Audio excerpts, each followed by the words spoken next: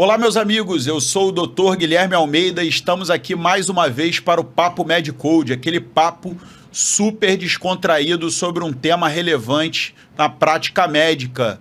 Mais uma vez estou aqui com meu amigo Dr. Áureo do Carmo e hoje nós temos um super convidado, o Dr. Wilson. Wilson, grande amigo, um grande rubro-negro, assim como eu e o Áureo, né? Estamos aqui em conjunto hoje e nós vamos falar sobre um tema que está bombando não só na medicina, mas também interesses aí dos pacientes, dos pais, dos outros profissionais de saúde, que é o autismo, né?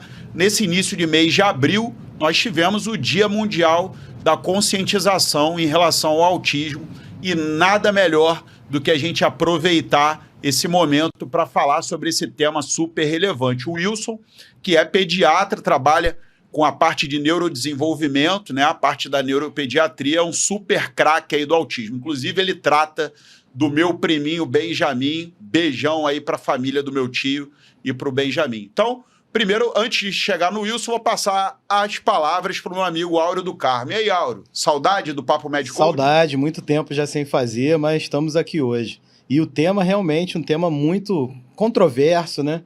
E tem muita coisa para a gente aprender hoje, né? Hoje nós somos visitantes. Quem vai jogar em casa é o Wilson. Apesar de nós três sermos rubro-negros, mas a casa hoje é do Wilson. Wilson, fala aí, dá um alô para a galera aí e fala um pouquinho sobre a sua prática. O que você faz exatamente no seu dia a dia? Boa noite, pessoal. Então, meu nome é Wilson Neto, eu sou pediatra e neuropediatra, sou formado no Fernandes Figueira. A minha prática hoje é basicamente tratar neuropediatria. Eu não faço nada no consultório além que não seja a neuropediatria. Dentro da neuropediatria, sem dúvida nenhuma, o que eu mais atendo no consultório são os casos dos transtornos do neurodesenvolvimento. Dentre eles, disparado, tanto o autismo quanto o TDAH. Já trabalhei muito tempo em emergência, trabalhei muito tempo em ambulatório e tudo mais, enfermaria, mas a gente nunca viu na nossa vida tanto caso de autismo quanto a gente está vendo hoje em dia. E a gente vai bater um papo sobre o autismo hoje, vamos falar tudo que eu sei, tentar passar todo o meu conhecimento para vocês aí. Beleza, então, pessoal, fiquem atentos aí que eu tenho certeza que todo mundo vai gostar do nosso Papo Medcode de hoje. Bom, eu acho que o bom momento para a gente começar a falar sobre autismo é a gente tentar trazer definições, né? A gente escuta autismo, transtorno do espectro autista, algumas pessoas conhecem a síndrome de Asperger ou Asperger, né? Que é visto como espectro autista, meio controverso. Tem gente que pergunta dos autistas savãs, né? Wilson, dá uma organizada para a gente aí nesse meio campo. O que é transtorno do espectro autista? A mesma coisa que autismo? Autista savã, Asperger. Tenta organizar isso aí pra gente. Certo. A definição, na verdade, hoje a gente chama de transtorno do espectro autista. Tem pessoas que falam autismo, meu filho é autista, mas tudo, na verdade, é a mesma coisa. Por que mudou o nome para um espectro? Porque o autismo ele é enorme. Tá? Então, assim, não dá pra gente considerar o autismo uma coisa só. Existem autistas que falam, autistas que não falam, autistas que olham, autistas que não olham. Então, o termo certo mesmo é transtorno do espectro autista, de acordo com... E transtorno, né, é uma palavra utilizada também para mostrar que traz algum tipo de exigência, tanto do cuidador quanto do paciente, e, ao mesmo tempo, também tenta evitar um certo grau de discriminação e preconceito em relação à questão da doença, que é uma palavra até forte, né? Então, hoje a gente não fala doença mental, né? Sim. A gente fala de transtornos psiquiátricos, transtornos do neurodesenvolvimento. Sim, até porque mesmo o autismo, né, o transtorno do espectro autista, ele nasce, a pessoa nasce autista, ou pelo menos com uma grande predisposição a ser autista. E, sem dúvida, é um transtorno imenso para as famílias. Só queria pontuar uma coisa no Asperger, esse nome a gente não utiliza mais. Asperger foi um médico, né, que participou do regime nazista, e ele que, inclusive, tem um livro famoso sobre as crianças de Asperger, e ele utilizava essas crianças para fazer experimentos. Então, tiramos esse nome e hoje a gente considera transtorno do espectro autista essas crianças que eram Asperger, transtorno do espectro autista nível 1 de suporte com grandes habilidades. A gente não usa mais a nomenclatura de Asperger, mas basicamente o que a gente usa hoje é o transtorno do espectro autista. Perfeito. E os savãs? Isso não é, por exemplo, se você consultar DSM-5, esse termo não é visto lá diretamente como transtorno, mas ele está dentro do espectro? O Savans ele é um subtipo das crianças com autismo com inteligência acima da média, com grande elasticidade. A gente não usa isso na nossa prática do dia a dia, não. A gente costuma classificar por níveis. Inclusive, eu acho que essa classificação fica mais fácil de entender. Mais ideal, né? Até porque por ser um espectro, né? Você avaliar os níveis. Né? Certamente, porque é muito complexo. Na verdade, são crianças muito inteligentes, crianças menos inteligentes, crianças com inteligência média. Então, a gente não pode classificar uma nomenclatura aqui e outra ali. Eu acho que essa coisa de nível fica mais fácil até para os pais entenderem. É muito mais didático, né? Sim. Bem mais didático. Bom, assim, pelo que eu entendo, tá? Em relação ao autismo, ele é um transtorno que existe uma dificuldade de comunicação, uma dificuldade na interação social, que existem comportamentos e interesses, né, repetitivos, que ele está vinculado a outros transtornos psiquiátricos, depressão, TDAH, ansiedade, e pode estar relacionado também com algumas síndromes genéticas, né, X frágil, síndrome de Williams, etc. Isso é uma boa definição para o autismo em relação à medicina? Você caracteriza ele como isso, uma alteração da interação social, da comunicação? Como é que você avalia isso? Sendo bem claro, a definição do transtorno do espectro autista é um transtorno do neurodesenvolvimento que cursa com prejuízos maiores ou menores na comunicação, seja no uso social da comunicação ou simplesmente na fala, na interação social e um padrão restrito de comportamentos. Dentro de cada itemzinho desse tem um mundo para a gente explorar, mas é basicamente isso. De fato, pode estar associado com algumas síndromes genéticas. Na verdade, a gente vai entrar na questão da epidemiologia, fisiopatologia, mas o autismo ele é genético. Então, nem sempre a gente vai conseguir identificar qual é o gene que está envolvido, mas certamente ele é um transtorno genético e a gente não sabe ainda o que dá o start nesse gene que vai fazer com que as coisas aconteçam de forma não natural. Antes do Papo Med Code, eu estava conversando com o Áureo, e o Áureo estava me falando que tem quantos anos de formado, Áureo? Vou fazer 25 anos de formado. Vai fazer 25 anos de formado. Mas, apesar de ser 25 anos de formado, com certeza você tem uma memória muito viva da faculdade. Com certeza. Você teve aula sobre autismo na tua faculdade? Nada. De jeito nenhum. Assim, isso é um assunto que vem sendo mais ventilado, né, mais falado de, sei lá, 10 anos para cá. 10 anos. 10 anos para cá, mais ou menos. Antes não tinha nada disso. E hoje, assim, eu não sei se é impressão minha, né? Ou se realmente o diagnóstico está sendo mais feito, bem feito, né? Ou se estão generalizando demais, né, o problema. A gente tem aí vários artistas, né? Que se denominaram atores, atrizes. Mais recentemente eu soube do Anthony Hopkins, está com 87 anos de idade. Aí descobriu lá o transtorno do espectro autista aos 70 anos, se eu não me engano. Então, às vezes, eu questiono, né, alguns desses diagnósticos. Claro que eu não sou especialista, né? Então, não tenho nem a capacidade técnica de criticar isso. Mas você tem a impressão que está aumentando. Mas a impressão é que aumentou muito. Muito. Mas essa impressão que você tem, Auro, eu também tenho. Porque até que ponto isso trouxe prejuízo? Até que ponto há uma moda do diagnóstico do autismo? Assim, pode ser só um comportamento da pessoa, a pessoa é mais porque nem todo mundo que é tímido, que é um pouco mais calado, exatamente, é autista, entendeu? Tem que fazer parte daqueles critérios diagnósticos. Eu não trabalho com adultos, mas eu tenho alguns adultos que eu falo, poxa, eu acho que esse aí porque pode não ter diagnosticado, né? Mas você pega uma atriz, um ator, que, poxa, participa de novela, conversa, faz vídeos. Exatamente. Que prejuízo essa pessoa tem na comunicação? Mas uma coisa que a gente costuma ver é que a capacidade de aprendizado de lidar com problemas.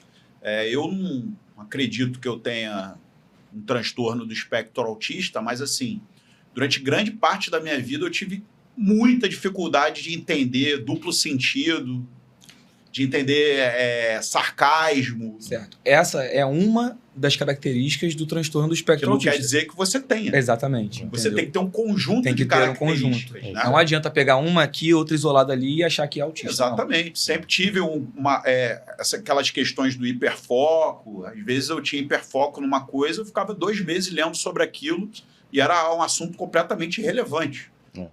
Eu entrava numa coisa, eu quero ler sobre astronomia, e ficava 2 meses lendo astronomia dia e noite. Essa fixação, interesse, né, repetitivo, pode ser uma outra característica, mas isso não é suficiente. Então, eu acho que até no adulto essas situações acabam influenciando. Você se identifica com uma característica ou outra e acaba tentando se rotular ou se encaixar como Isso como acontece muito no TDAH, né? Hoje em dia todo mundo esquecia o negócio, tem TDAH. Entendeu? Também. Então, assim... O TDAH agora tá saindo mais de moda, já foi mais isso, né? Mas assim, na pediatria tá bombando. A criança hoje tem uma dificuldadezinha na escola e tem TDAH. E aí, Mas, aí tem o lado ruim, né? Pois é, porque Lado super ruim. diagnóstico, de E a estigmatizar. supermedicação também, psicotrópico logo com a criança. No caso do TDAH, sim, mas o autismo a gente vai estimulante, falar depois, mais pra frente, sobre o tratamento, mas não necessariamente o autista precisa de medicamento. Não. Na maioria das vezes, na verdade, não precisa, né? Então eu vou aproveitar e trazer alguns dados técnicos sobre a epidemiologia do autismo nos Estados Unidos. De 2000 a 2002, a cada 150 crianças nascidas, uma tinha o diagnóstico, tá? E de 2010 a 2012, passou para 1 para cada 68. E de 2014, passou para 1 a cada 58. Hoje, provavelmente, 1 a cada 36. 1 a cada 36. É a última atualização do CDC. Já deu uma diminuída. Então, isso mostra que realmente está tendo... Alguns estudos já falam em 1 para 25. Então, assim, é 4%. É muita coisa. É muita coisa. Aí a gente levanta a bola se isso é overdiagnosis, né, o excesso de diagnóstico, ou se efetivamente o transtorno é mais comum, né? E é muito mais comum em meninos que em meninas. Então, 18 para 4, pelo que eu vi. É 1 para 3, 1 para 4, né? É 3 a 4 vezes mais comum em meninos. Sobre a epidemiologia, de fato, o diagnóstico aumentou. Claro, hoje, como o Áureo falou, se há 25 anos atrás ele não teve, eu não tive, eu me formei em 2014, até 2014 eu não tive uma aula sobre o autismo. Eu não vi uma criança no ambulatório de pediatria com autismo. Até porque o autismo, historicamente, a primeira vez que a gente ouviu falar de autismo foi em 1940. E a gente só foi definir como espectro e tudo mais dos anos 2000 para cá. Tá? Então, assim, os critérios foram evoluindo no DSM-3, no DSM-4, no DSM-5. E sobre a questão do autismo ser mais comum em meninas, em meninos do que meninas, eu vou fazer um paralelo sobre a teoria do copo. Digamos que nós temos... Vou tentar explicar aqui de uma forma mais didática possível.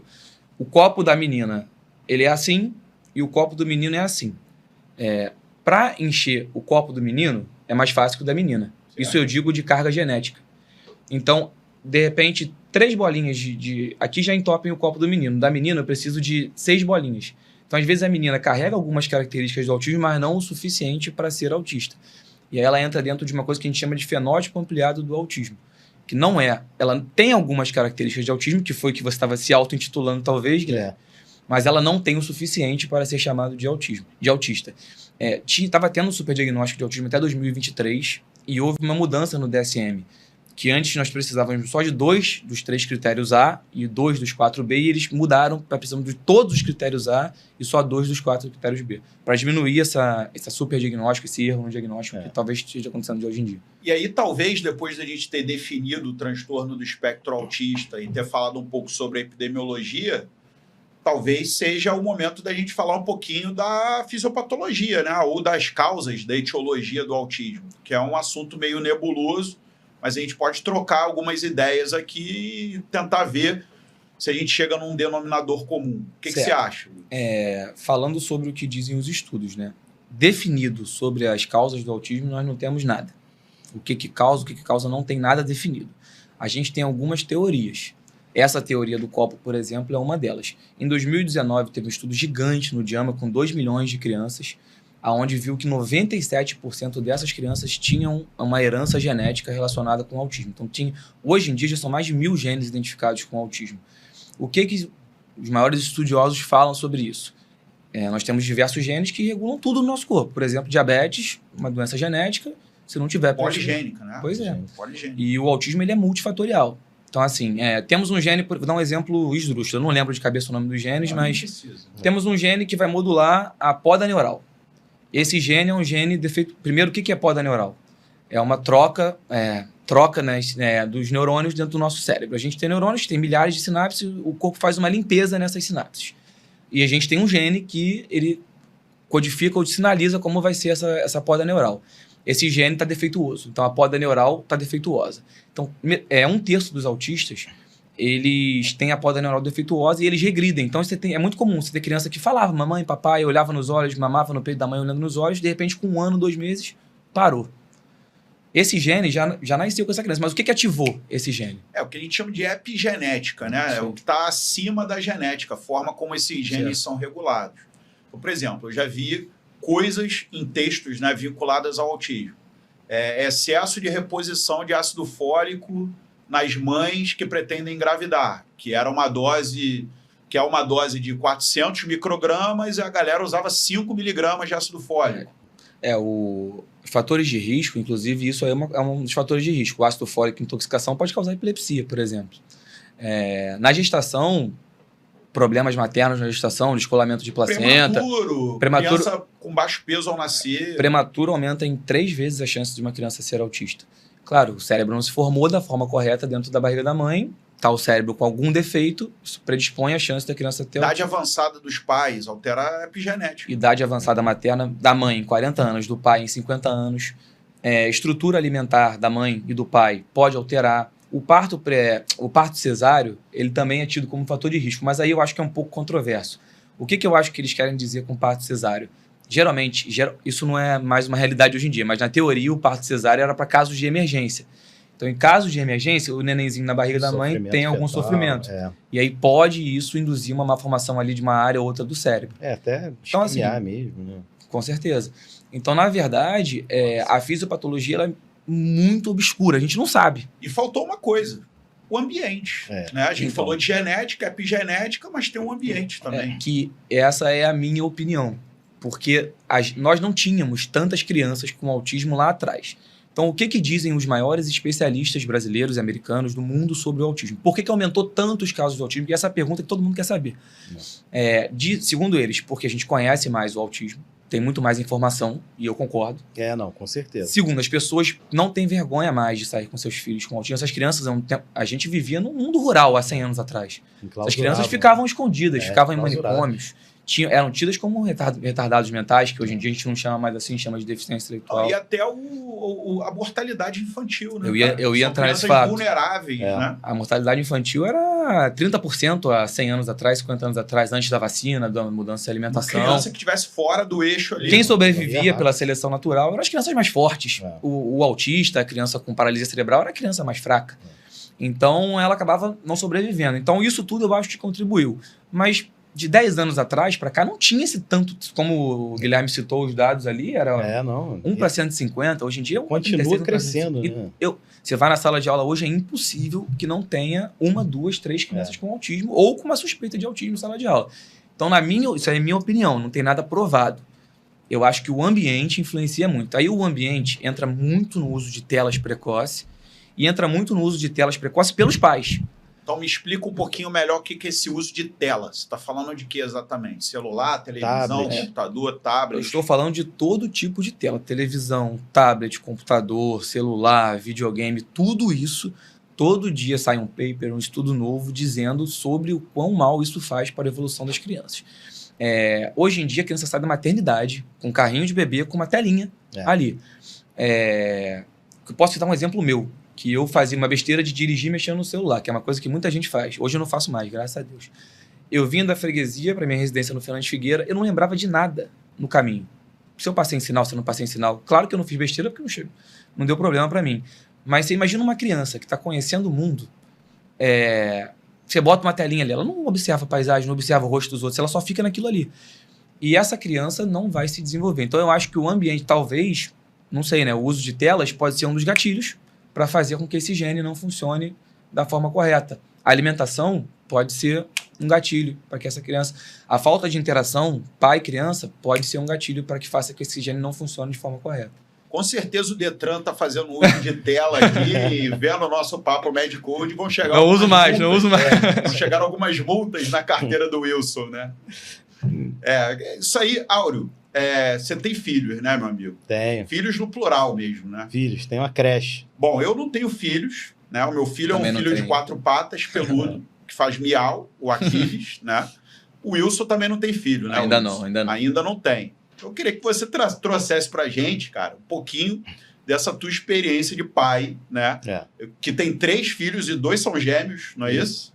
Gemelar é outra coisa que aumenta a A chance gente de... vai falar. É. E queria que você trouxesse a experiência dessa coisa do uso de telas da criança, mas não como médico. Queria que você falasse Como pai, com certeza. Assim, primeiro, assim, eu sou o primeiro a não estimular esse tipo de coisa. Porque eu sempre gostei, quando era criança, eu gostava de jogar bola, né? Eu também fui do videogame, mas o videogame tinha a hora do videogame, né? A Era uma fonte hora esquentava, pequena. Não, e Aí acabou. desligava, você botava a A fonte qualidade na da geladeira. imagem, É, a não, facilidade, era tudo era diferente. totalmente diferente. Então, assim, a Você gente... botou a fonte na geladeira para ela esfriar mais rápido? Botava, claro, pô. Aprendi a consertar o controle e tudo do Atari. Soprava o cartucho, não? Soprava para tirar a poeirinha, para dar um contato melhor, passava borracha. Isso aí já fiz muito também. É. Já botou um pedacinho de papelão para dar uma forçada Já, no para cartucho? ele encaixar certinho, com certeza. Pô, então esse é dos macete meus. todo. Esse Raiz, viveu, esse videogame viveu. raiz, pô.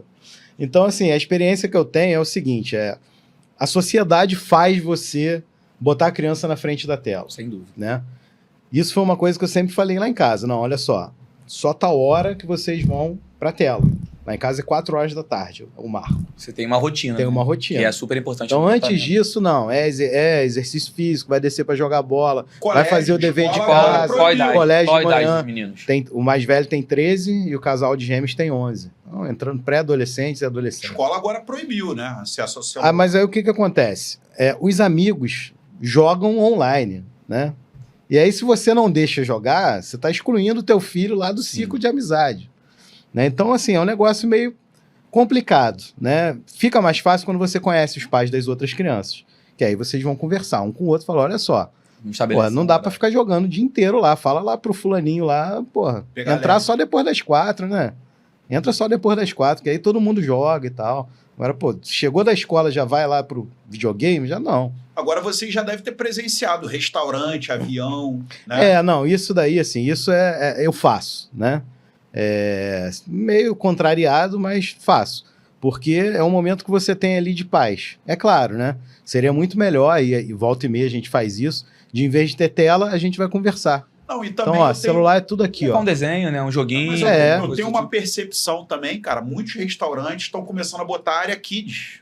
né? Os Também. pais, Tem. Tô falando para crianças mais novas. Mais novas, com Os certeza. pais entram lá para poder almoçar ou jantar, que o seja. A criança não está muito afim. Bota a criança Bota na área kids lá pra brincar, curtir, gastar energia. É. É uma boa iniciativa? É uma boa iniciativa, uma com excelente certeza. iniciativa, mas a grande realidade, Guilherme, é que hoje em dia, não sei, não vou dizer os pais, mas as pessoas não têm mais paciência, cara. A criança, eu vejo isso quando eu vou viajar de avião. A criança chorou, tá o avião inteiro resmungando de uma criança chorando. Gente, criança chorar é uma coisa normal. Uma pessoa, como é que a pessoa quer que a criança tenha paciência se ele que é adulto não tem paciência? Exatamente. Aí não tem condições. Mas a área kids é sem dúvida nenhuma uma solução. E restaurante não é um ambiente bom para criança, né? É uma com coisa certeza. chata para criança. Ela comeu, ela quer brincar, ela quer jogar. Então eu acho que levar um joguinho, levar um livro, não tem que ter vergonha. Você não tem que ter vergonha. Leva um desenho, leva para pintar. Outro dia, eu vivo no restaurante com a minha noiva, tinha uma mãe sozinha com 3 filhos, os 3 desenhando. Eu tive que ir lá parabenizar ela. Minha noiva ficou meio consternada, eu falei, não, vou lá parabenizar. A moça chorou, porque ela falou que é muito difícil fazer isso e ela é muito criticada. Então, você vê, a sociedade pune uma pessoa que está fazendo o que é para ser feito. Então, assim, isso é uma coisa que a gente tem que mudar, né? Olha, é uma cena que eu queria ter visto. Eu só levantando, parabenizar lá a moça pelos filhos desenhando, né? Deve ter sido uma experiência bem legal. Bom, meus amigos, a gente falou um pouquinho sobre as definições do autismo, falamos sobre epidemiologia e falamos sobre fisiopatologia. Espero que vocês tenham gostado do nosso Papo Medcode de hoje e semana que vem tem a segunda parte. Nós vamos falar um pouquinho agora sobre as manifestações clínicas dando seguimento. Espero que tenham gostado. Um abraço.